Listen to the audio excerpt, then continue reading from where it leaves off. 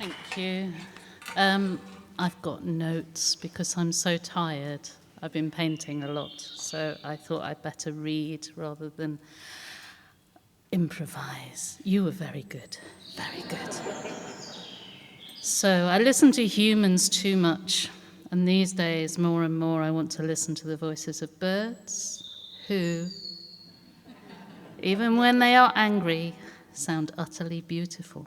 So I'm hoping the robin is going to join me today.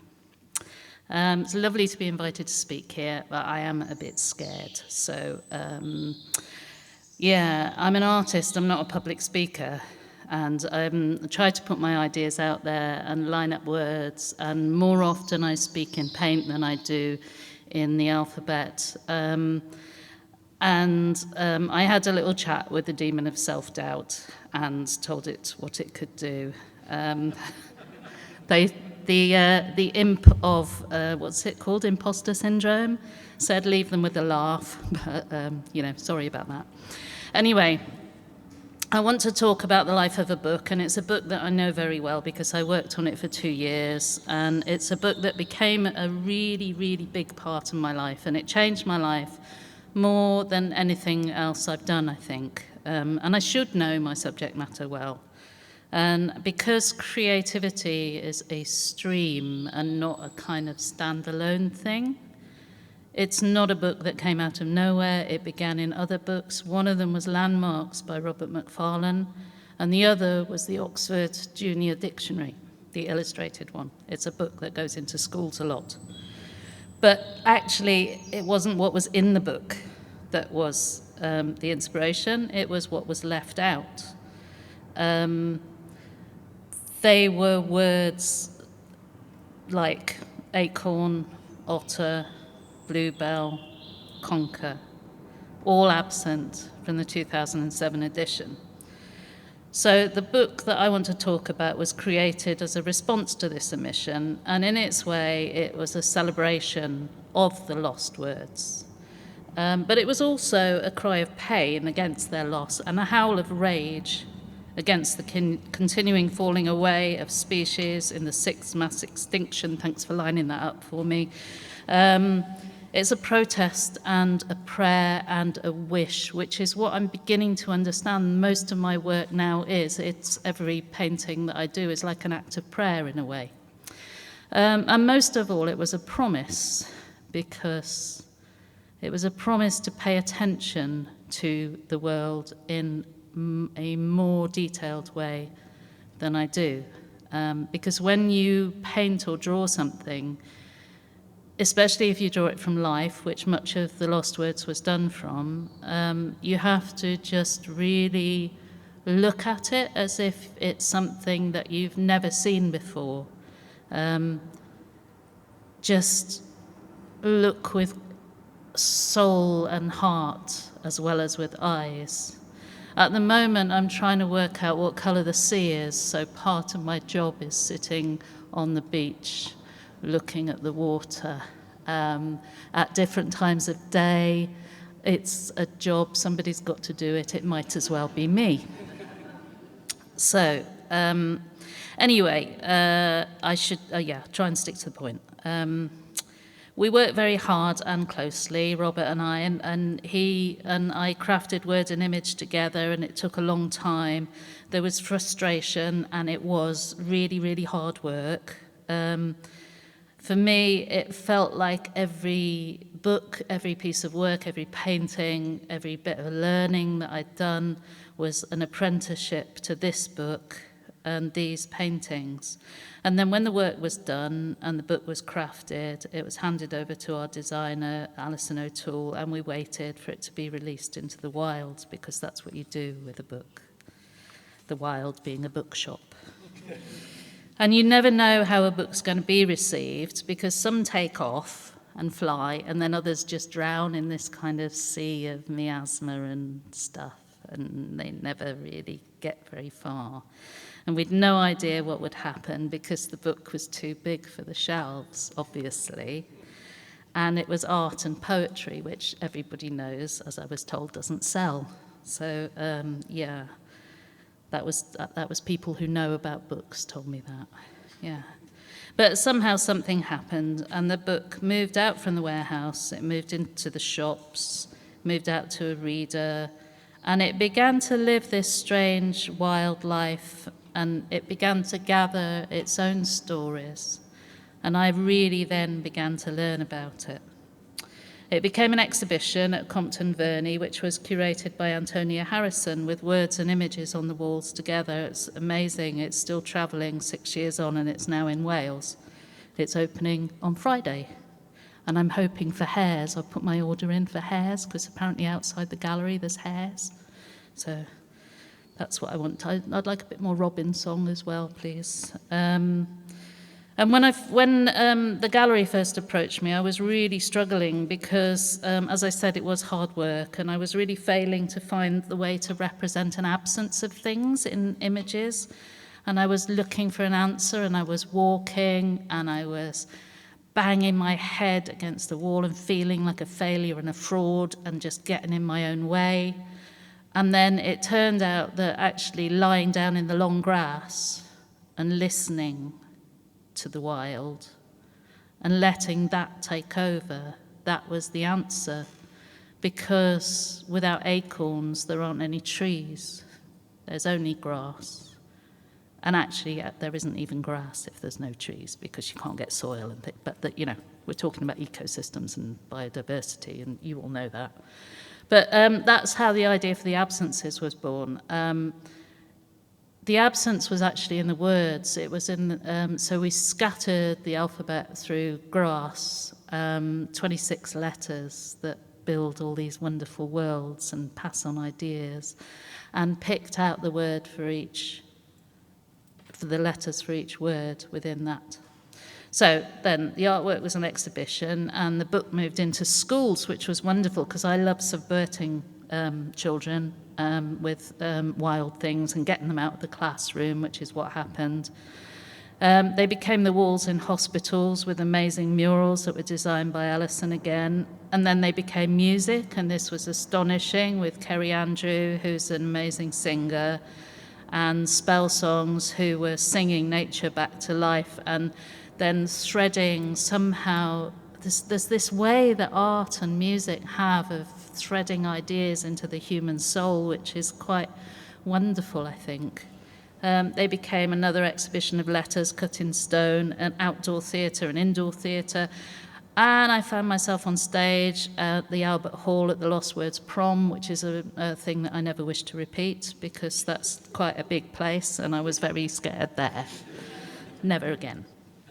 But best and best and best of all was all the work that I've seen that's been produced in schools and classrooms as children's language was rewilded by the book, as they learnt the names and they took them back to their parents and taught their parents, because the reason the kids didn't know was because their parents didn't know.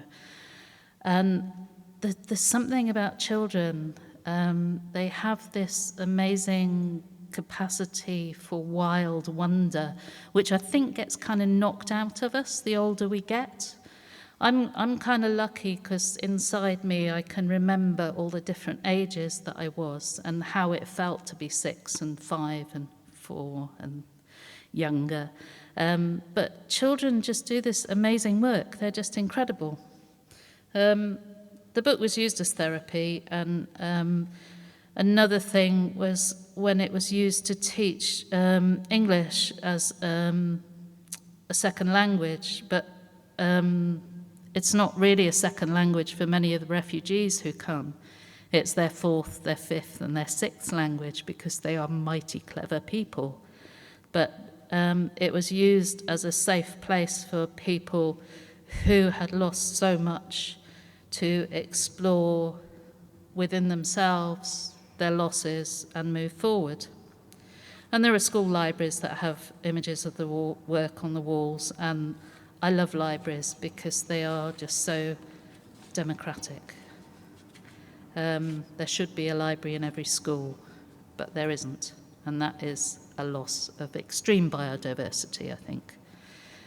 Robert's words have been read at weddings and funerals and christenings and naming ceremonies, and all of this came from a very small idea that was born out of protest. And I just love that, how creativity can flow.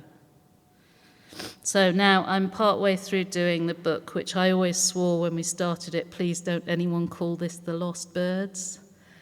And it's going to be called The Lost Birds, I think.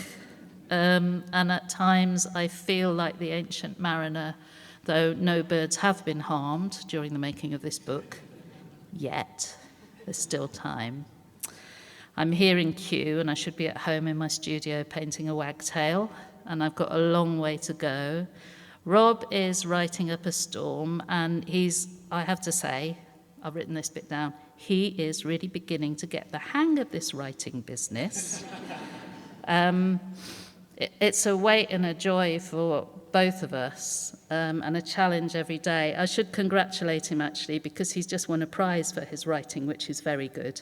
The inaugural Western International Award for Good Writing. I think the last bit I made up, the good writing bit, but anyway. But these days, these are really, really hard times for art, and harder times for protesting about the continuing ignorance of our government in the face of a climate crisis, about loss of biodiversity,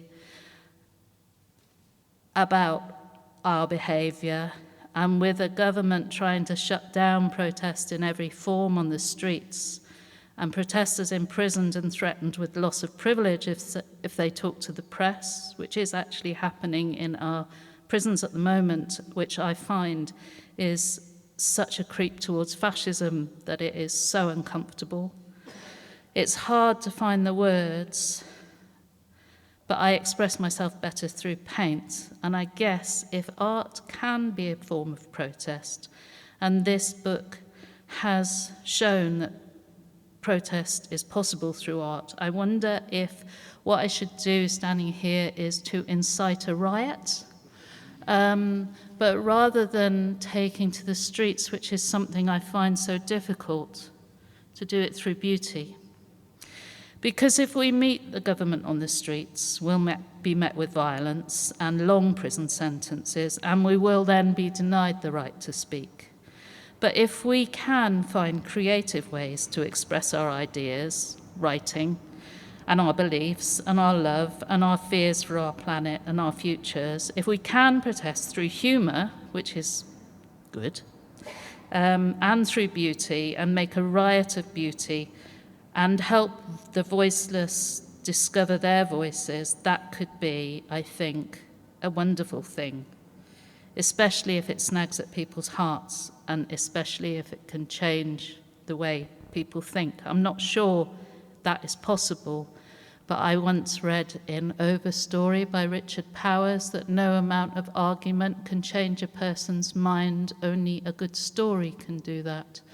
And I hold very hard to the hope of that, because otherwise there's not much left.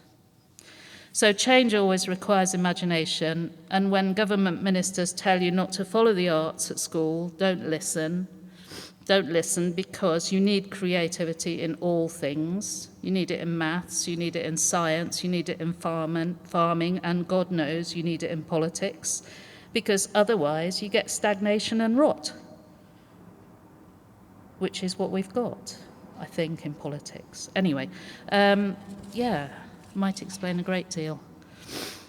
So now's the time when the arts are not only vital for the well-being of ourselves, but everything around us, if only because we need to imagine a better future and a better way to live than dumping our waste in water and filling our oceans with plastic, burning down forests to create food for the wealthy, and destroying the habitat to save 5 minutes on a journey, putting the abstract concept of money before the importance of life and living and all things. And if creativity is a stream and a catalyst, it's time, at this time when protest is being shut down, we need to be more inventive and more creative. So if, like, when you leave here, you'd just like to rise up in a riot of beauty with me, I'd be happy. If we can bring about change, if it's not already too late. I have a friend who once told me when I was very, I think the phrase would be depressed, that you have to work really, really hard to be happy. You can't just expect to be happy. She said, you know, you wouldn't just expect to be able to play the piano, would you? You wouldn't just expect to do a painting. You have to learn how to do it. You have to work really hard. You have to strive for it. So to create and to strive for beauty as a way to protest, even if it falls short, surely it's something that is the best that is in all of us and the best that we can be. Thank you.